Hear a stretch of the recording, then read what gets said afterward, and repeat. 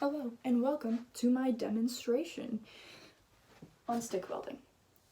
Today we're going to be using this paper as a plate because I don't have a plate. We're going to be using this as the stinger and this is the rod. So when starting out, you want your rod to be placed almost diagonally, almost vertical in your stinger.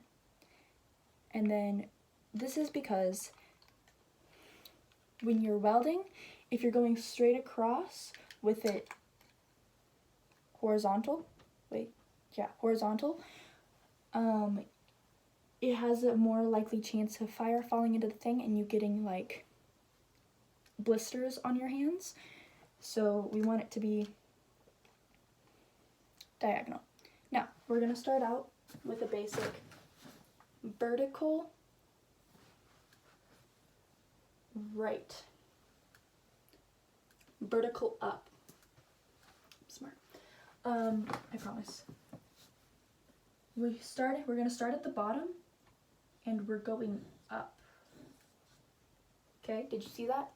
Start at bottom, then up, okay? And then when we're going vertical down, you start at the top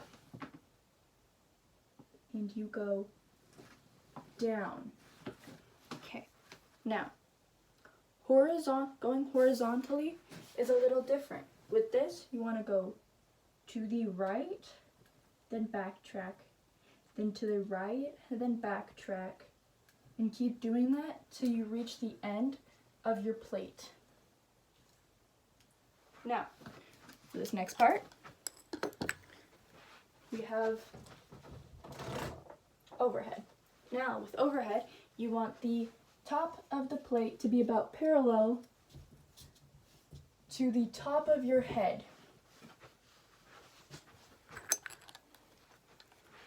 Like I said before, diagonal, almost parallel, but still diagonal.